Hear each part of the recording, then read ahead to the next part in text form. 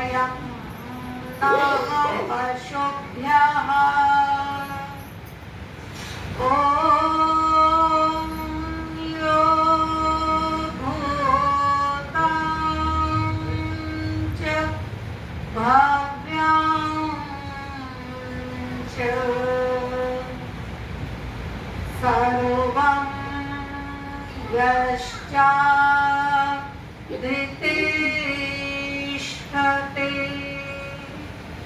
स्वर्यस्य च केवलं तस्मै ज्येष्ठाय ब्रह्मणे नमः। तस्मै ज्येष्ठाय ब्रह्मणे नमः। तस्मै ज्येष्ठाय ब्रह्मणे नमः।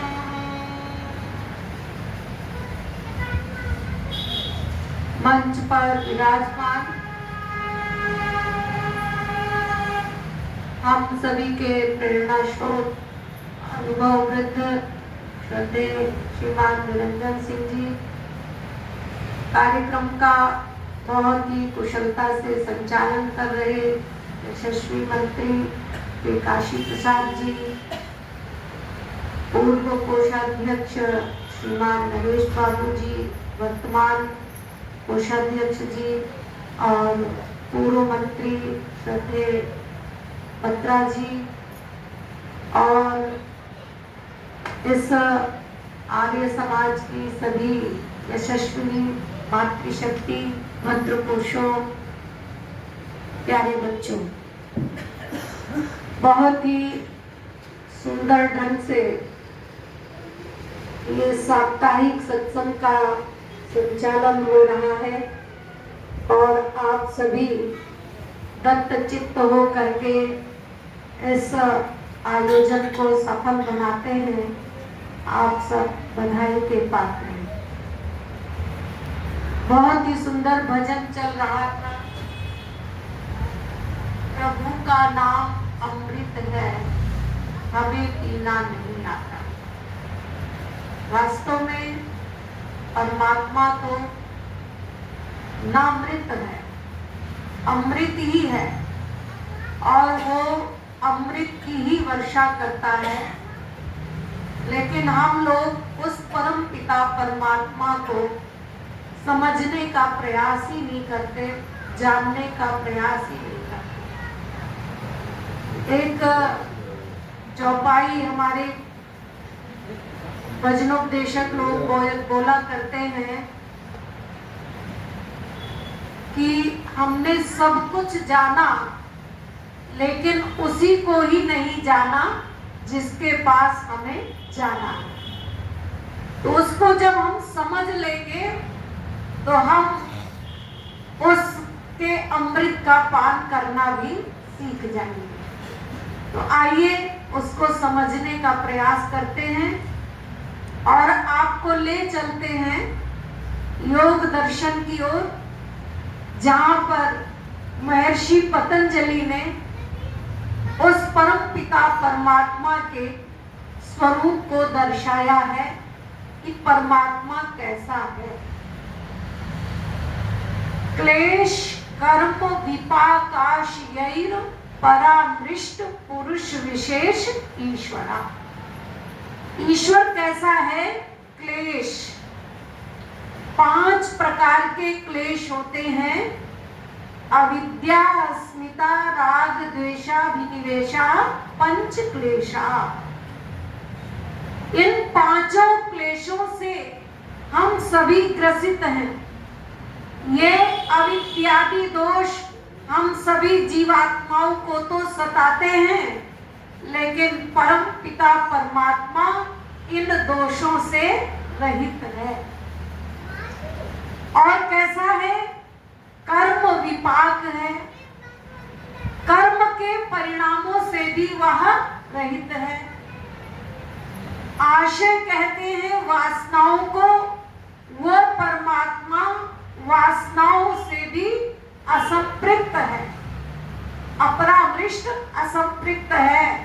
तो ऐसा वह पुरुष विशेष ईश्वर, वो पुरुष विशेष होने से ईश्वर कहलाता है।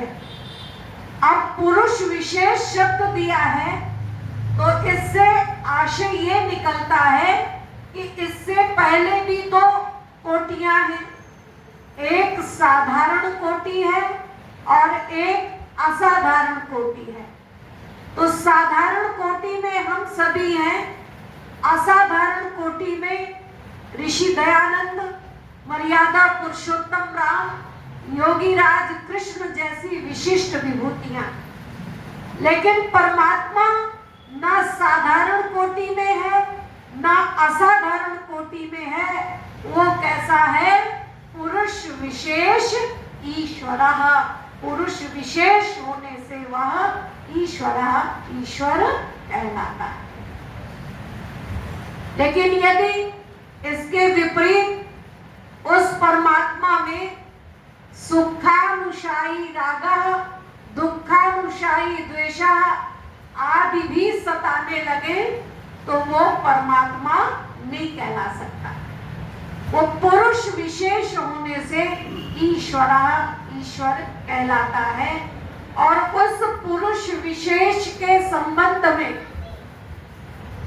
यजुर्वेद में एक सूक्त आया है, पुरुष सूक्त। यजुर्वेद का 31वां अध्याय पुरुष सूक्त के नाम से जाना जाता है। और पुरुष सूक्त का अर्थ होता है पुरुष अर्थात परमात्मा के बारे में जहां पर सु माने अच्छी प्रकार से, उक्त माने बतलाया गया हो, अच्छी प्रकार से कथन किया गया हो, उसी को ही पुरुष सूक्त कहते हैं। तो इस पुरुष सूक्त के सारे ही मंत्र उस पुरुष की व्याख्या कर रहे हैं, उस परमात्मा की व्याख्या कर रहे हैं। लेकिन मैं एक मंत्र आपके सम्मुख रखना चाहूंगी और ये मंत्र बहुत ही प्रचलित है आज के समाज में, पौराणिक जगत में तो और भी अधिक। वो चाहे शुद्ध उच्चारण ना करें, लेकिन ये मंत्र वो कई जगह प्रयुक्त करते हैं। सहस्र शीर्षा भी नहीं बोलते, सहस्र शीर्षा बोलेंगे, शाह को खा बोलेंगे।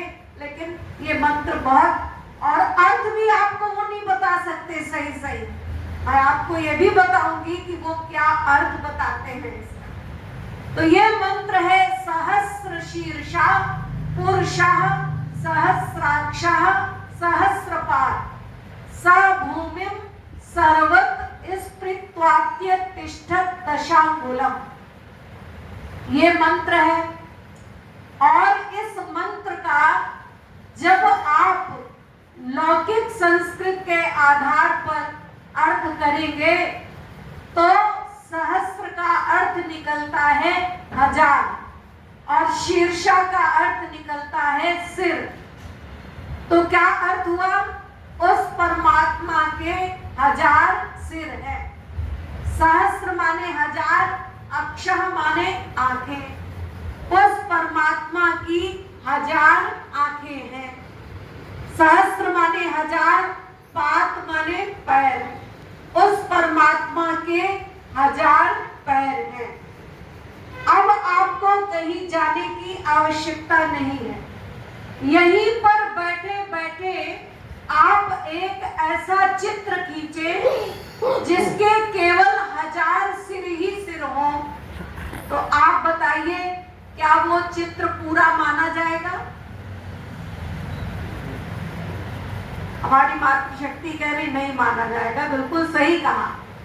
और ऐसा भी चित्र बना ले जिसके केवल हजार आंखें ही आंखें हो, तो भी क्या वो चित्र पूरा होगा? नहीं होगा। और ऐसा भी चित्र बना ले जिसमें केवल हजार पैर ही पैर हो, तो भी क्या वो चित्र पूरा होगा? क्यों नहीं माना जाएगा?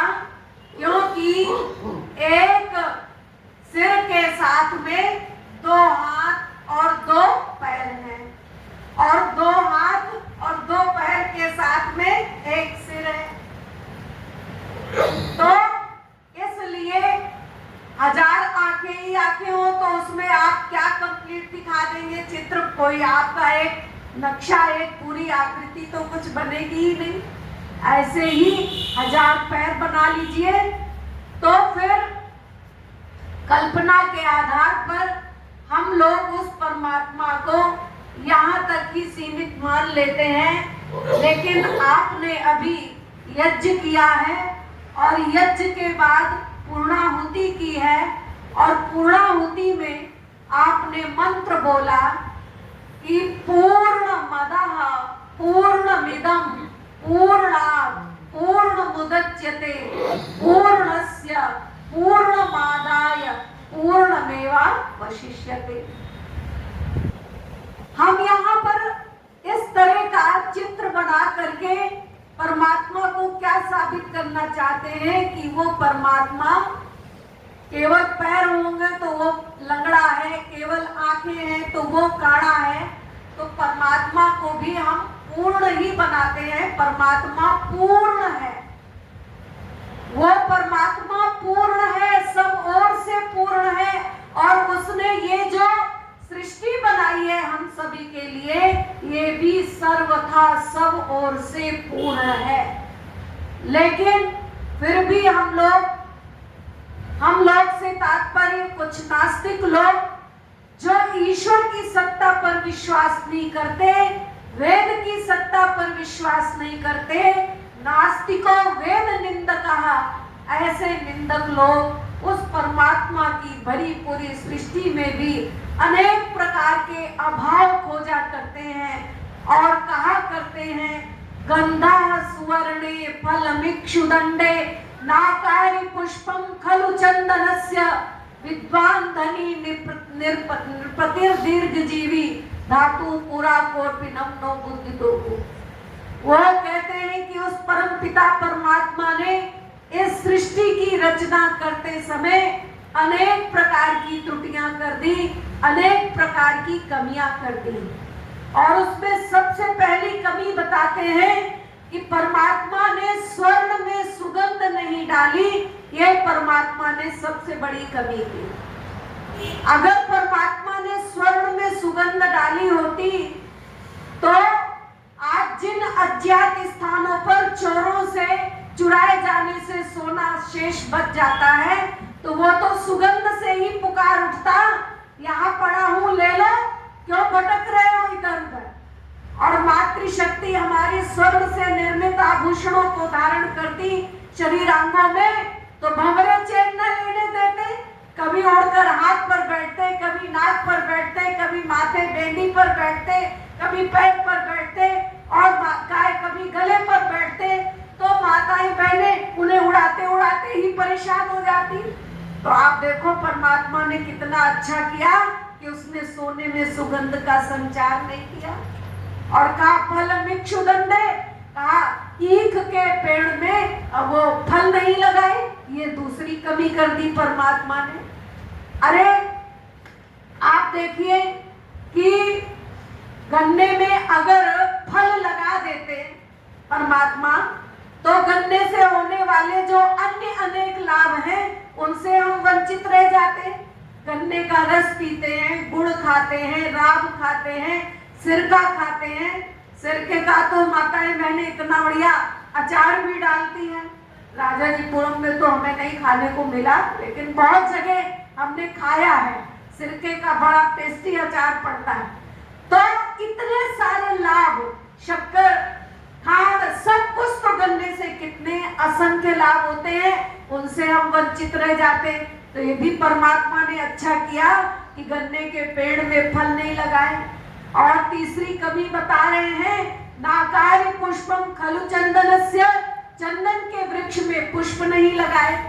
अब जिन वृक्षों के पुष्प महत्वपूर्ण होते हैं उनकी लकड़ियां महत्वपूर्ण नहीं होती। गेंदा, गुलाब, चंपा, चमेली, रात रानी, हार श्रृंगार, इनकी लकड़ियों का आप कुछ उपयोग कर सकते हैं? नहीं, किसी काम नहीं आने वाली, क्योंकि इनके पुष्प इतने महत्वपूर्ण हैं, इतने सुंदर हैं, सुगंधित है। और इसके विपरीत जिन वृक्षों की लकड़ियां अच्छी हैं उनके पुष्प महत्वपूर्ण नहीं है।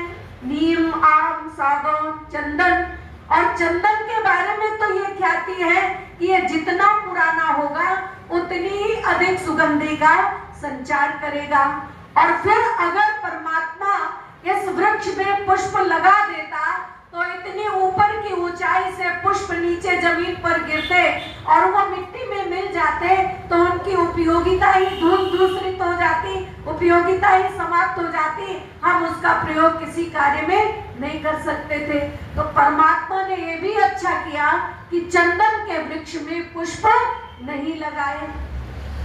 और विद्वान धनी, कहते हैं कि विद्वानों को धनी मानी नहीं बनाया, ये भी परमात्मा की एक मूर्खता है। प्रायशः ऐसा देखने को मिलता है कि विद्वान लोग बहुतायत में, अपवाद तो हर क्षेत्र में होते हैं, ये उतने धनी संपन्न नहीं होते।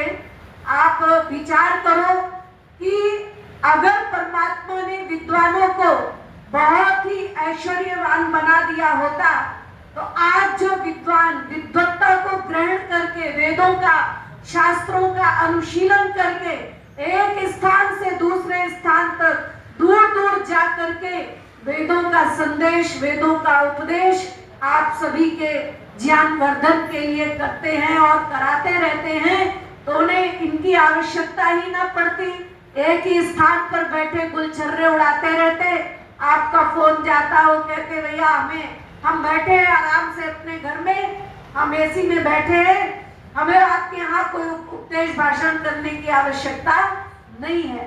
तो कहा इस दृष्टिकोण से परमात्मा ने अगर इन्हें बहुत ज्यादा ऐश्वर्यवान नहीं बनाया तो ये भी परमात्मा ने अच्छा ही किया है। फिर कह रहे हैं कि राजाओं को लंबी आयु का प्रावधान नहीं किया, तो ये भी परमात्मा की बहुत बड़ी कमी है।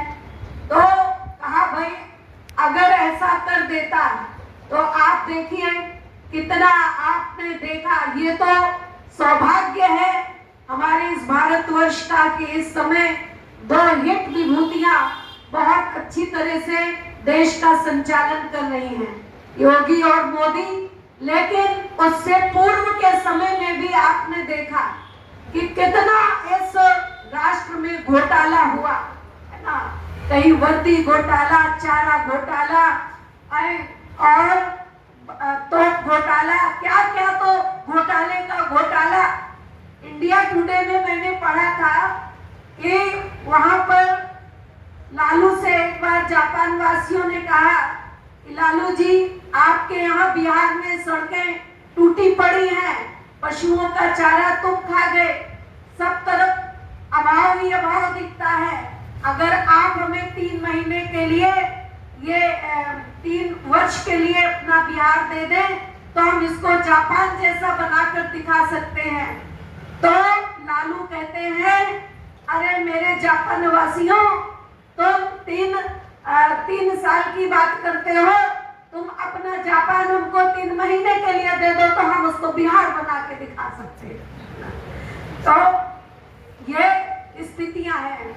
तो कहा इस आधार पर ये मंत्र की वास्तविकता नहीं है। मंत्र का जो सही सही अर्थ है वो हमें तभी ज्ञात होगा जब हम वेद उठा करके उसका सही सही शब्दार्थ पढ़ेंगे और उसका भावार्थ जानेंगे।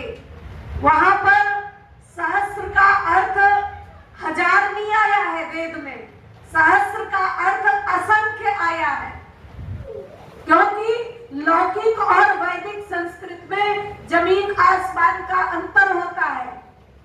सहस्त्र का अर्थ लौकिक संस्कृत में 1000 है, लेकिन वैदिक संस्कृत में 1000 नहीं है।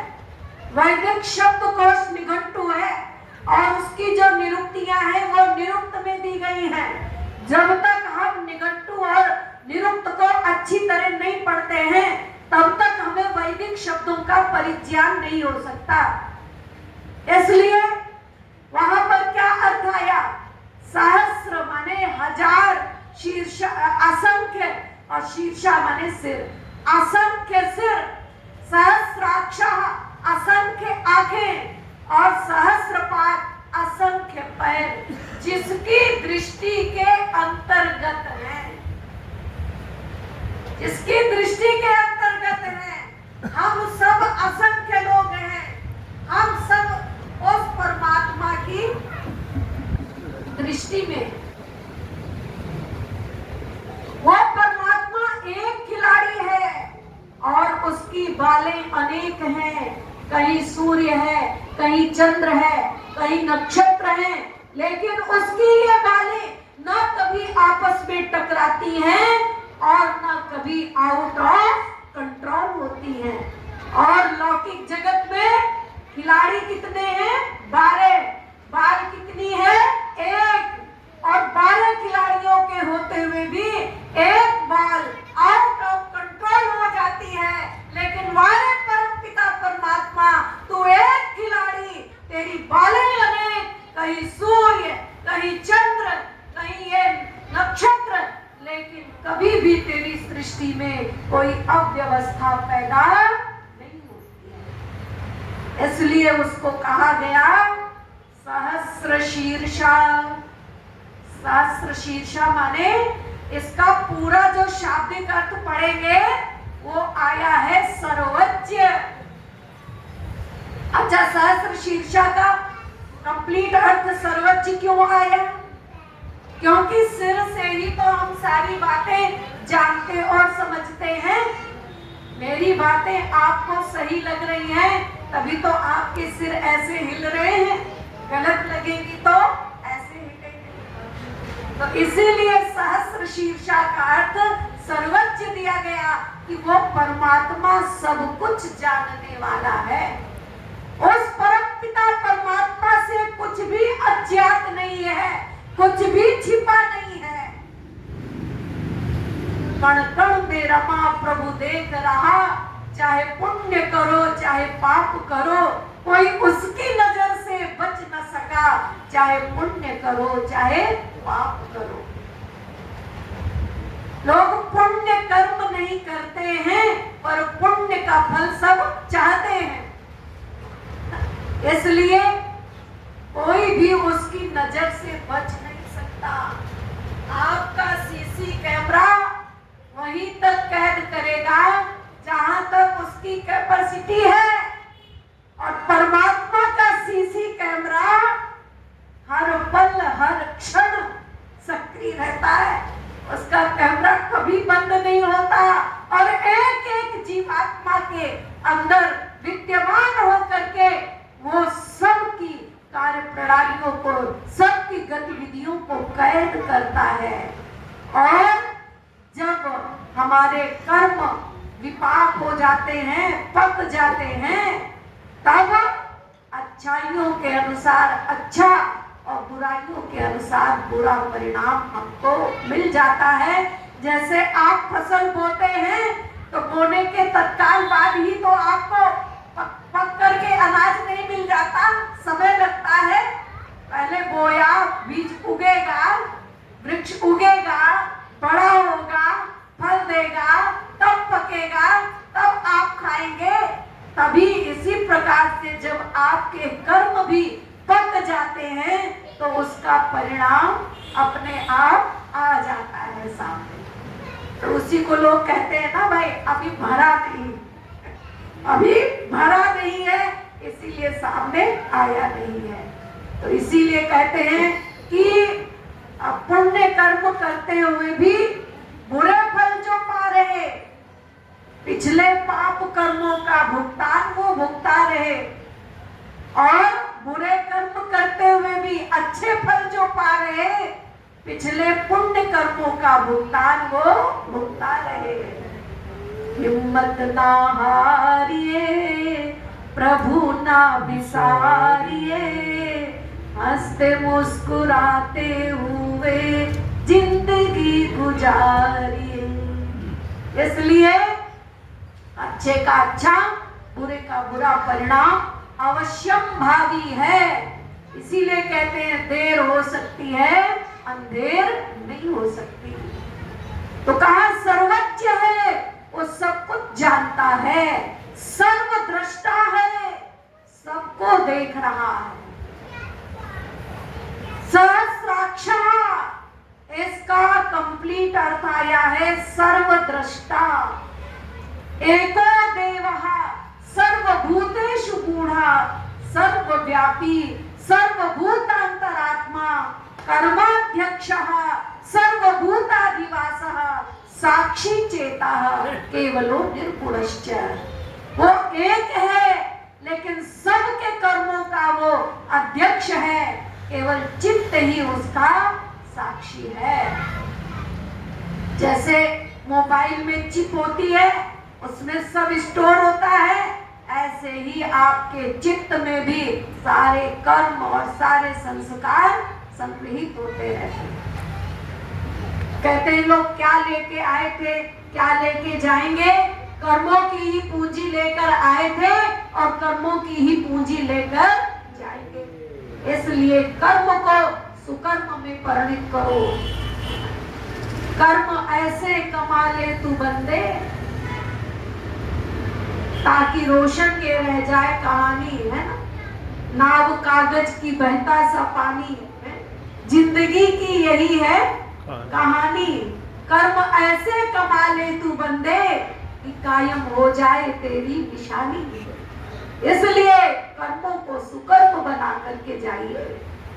परमात्मा एक एक अंतर्यामी है, अंतर्यामी घट घट बैठा सबका हिसाब लगाता, मेरे दाता के दरबार में सब लोगों का खाता, और जो कोई जैसी करनी करता वैसा ही फल पाता। नहीं चले रिश्वतखोरी और नहीं चले चालाकी, उसकी लेन देन की बंदे रीति बड़ी है प्यारी। इसलिए उससे बच पाना बड़ा ही मुश्किल है। यहाँ तो आप हमारे पीठ पीछे धोखा कर सकते हो, छल कर सकते हो, लेकिन परमात्मा के दरबार में साफ साफ न्याय होता है। वहाँ किसी भी प्रकार का छल छिद्र नहीं चल पाता। और कैसा है? सहस्त्रपाठ है।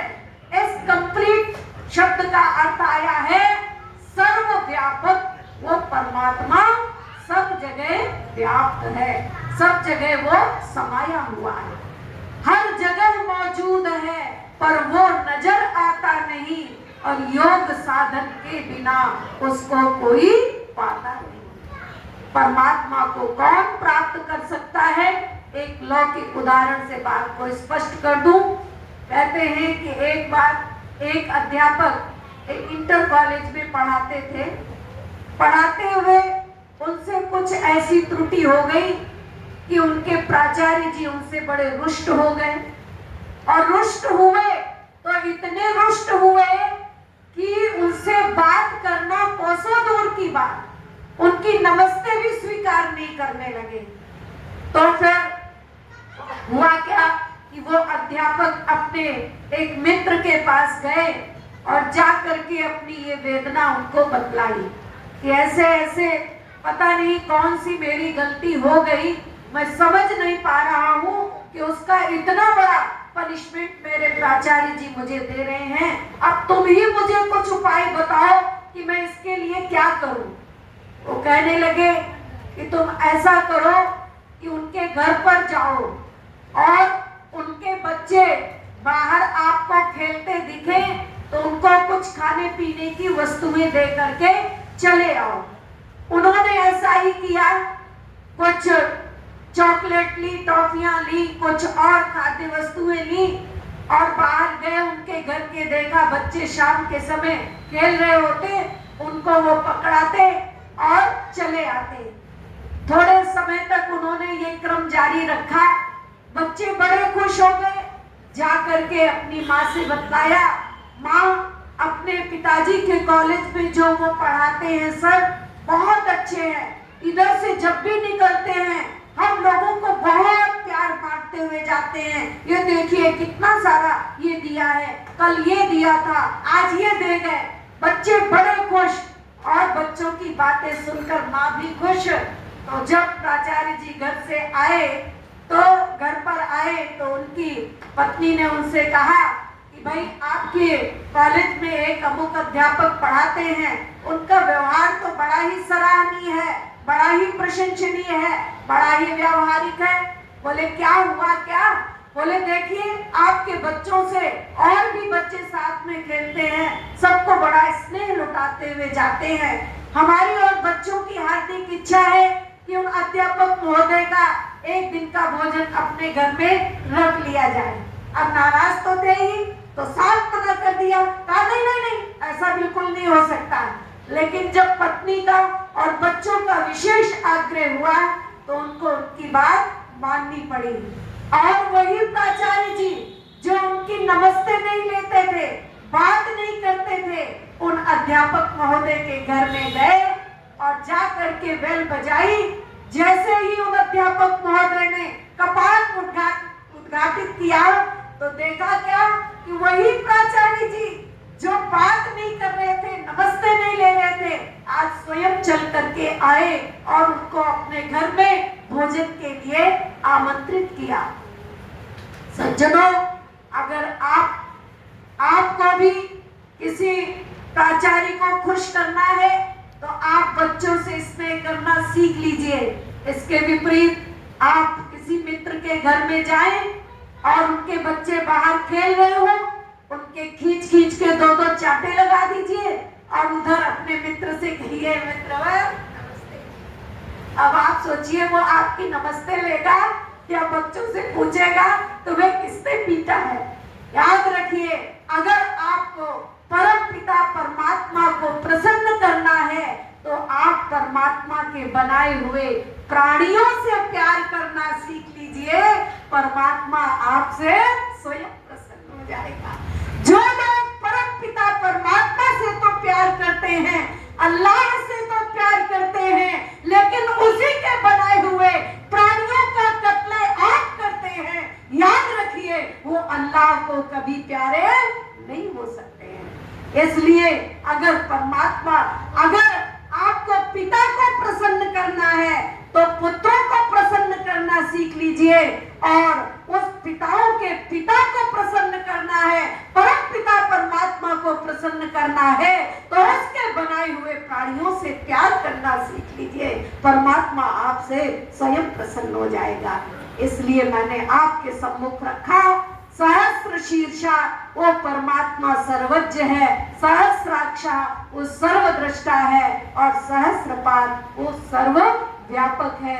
तो ऐसे सर्वज्ञ, सर्वद्रष्टा और सर्वव्यापक परमात्मा की शरण में आप आइए, उसकी वास्तविकता को समझिए, उसके स्वरूप को समझिए, परमात्मा कैसा है, तब आपको परमात्मा के नाम का अमृत पीना स्वयं भी आ जाएगा।